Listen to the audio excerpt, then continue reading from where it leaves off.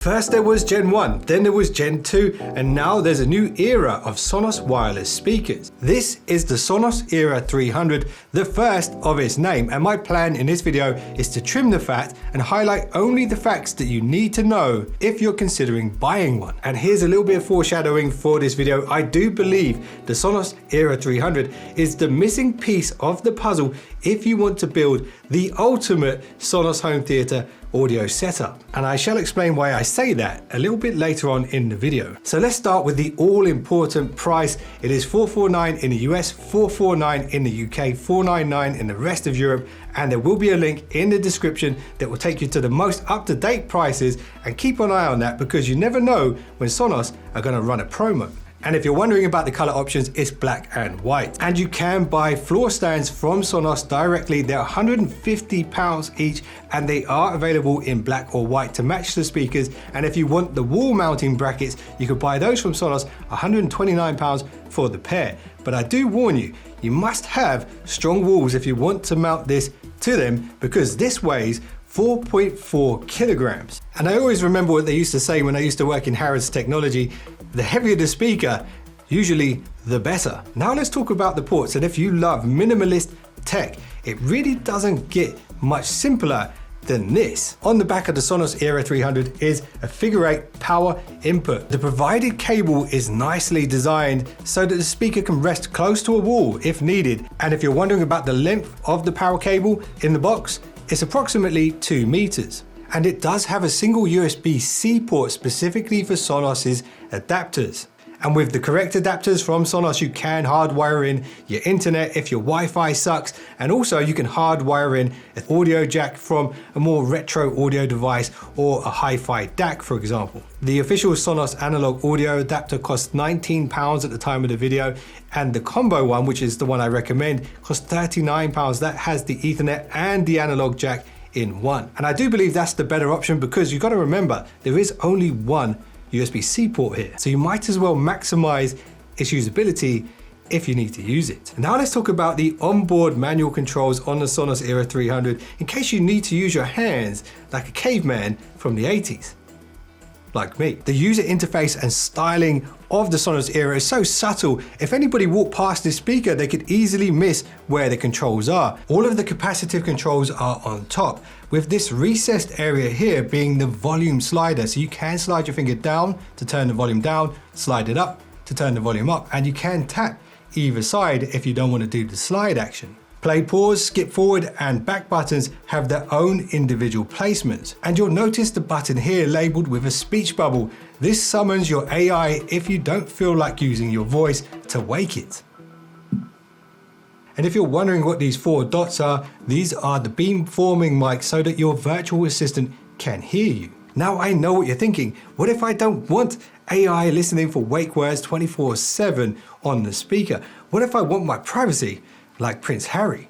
Well, you don't need to go on a world tour to solve that problem, because there is one physical switch on the back of the Sonos Era, and it is the mute switch. Green means it's on, and white means it's off, and it's not listening anymore.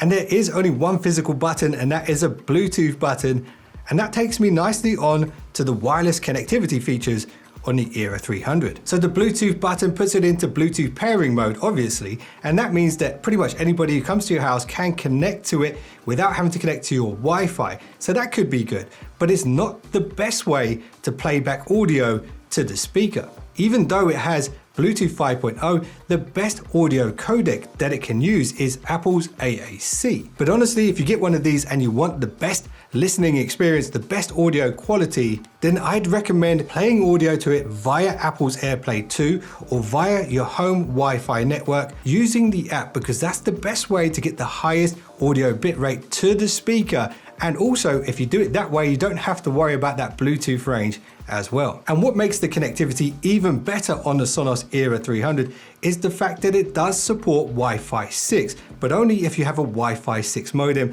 And if you don't have one, I can recommend one for you. I'll link a video to it at the end of this one. And if you're wondering what streaming service is the best to use with the Sonos Era 300, pretty much all of the most popular streaming services are supported and will sound phenomenal here. But it is Apple's Music that will be the optimal service to use with this particular speaker, and I will explain why in a moment. So now let's run quickly through Sonos's app. Sonos really specializes in its ecosystems, connectivity, and the Sonos app is the keystone for this. And just like the Sonos speakers before it, you can calibrate the Era 300 sound signature for the space that it's placed in. But previously you could only calibrate this using an iOS device, but now Android fans can rejoice because Sonos's trueplay tuning feature is now available on all Android devices, up-to-date Android devices. If you're still rocking a Galaxy S3 or something like that, it's time to upgrade. And I'm probably going to tell you something you already know, but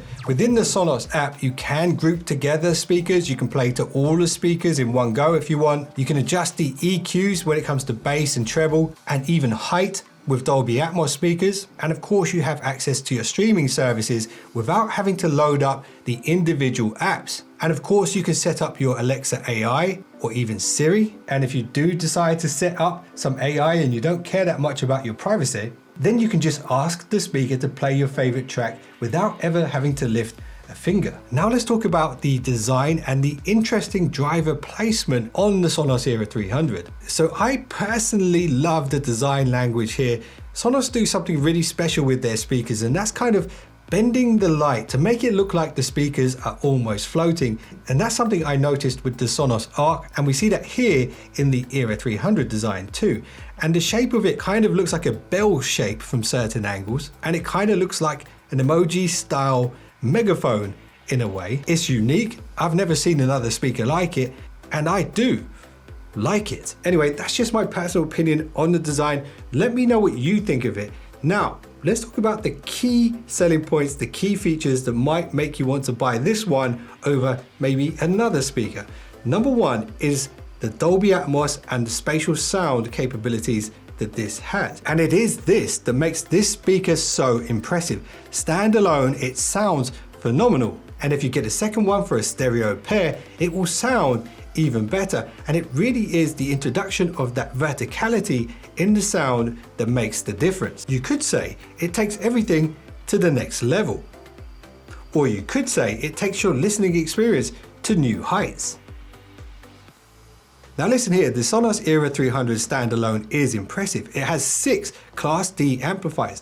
Those are electrical amplifiers, one for each of its drivers. And the placement of the drivers has been really well thought out by Sonos. There's a woofer and a tweeter on each side. There's a forward firing tweeter with a custom Sonos waveguide in front of it. And the Era 300's secret weapon is this upward firing speaker, which is at the base of a horn-shaped cone.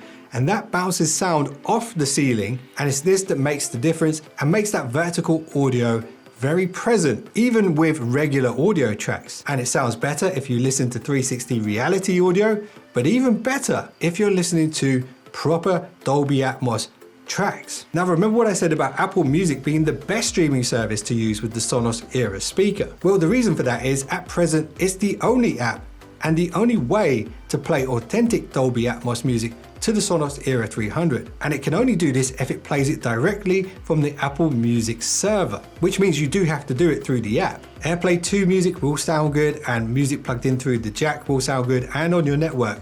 But if you want to hear the very best that this speaker has to offer, you will have to use Apple Music. And that's probably why Sonos give you a 3-month free trial with Apple Music if you do buy one of these. So the question that you might have now is, where does the Sonos Era 300 live amongst the current product lineup from Sonos? At its price point, it sits right between the Sonos Move, which is a battery operated speaker that can be carried outdoors, so that has its own unique use case, and the more expensive Sonos 5, which is larger than this. But at the current price point, I do believe, unless you absolutely need that portability that the Sonos 5 gives, this is the best value, best sounding Sonos speaker, standalone out of the 3. And if you do decide to buy 2 and have them set up as a stereo pair, the sound quality and fidelity and sound stage is enough to impress most audiophiles. But now let's go back to my foreshadowing at the beginning of the video and why I believe this might be the missing piece you've been looking for if you've been trying to build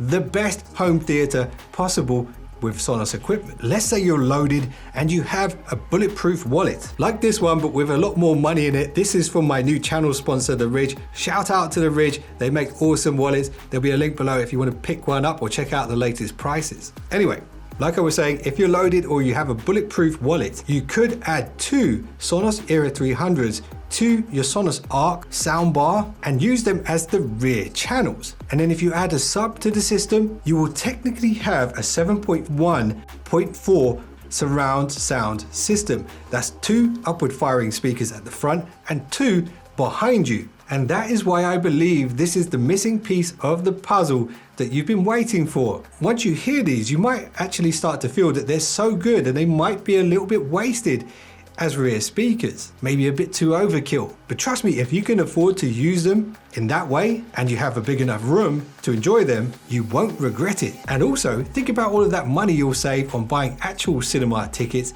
and extortionately priced popcorn. So I appreciate you guys for watching this one. If you want to check out some of my other Sonos videos, thumbnails are on the screen right now. If you want to check out that modem I mentioned, the Wi-Fi 6 one, there's a good Netgear Orbi, which is also easy to recommend. If you check out any of those right now, I will see you in the next one. Don't be late.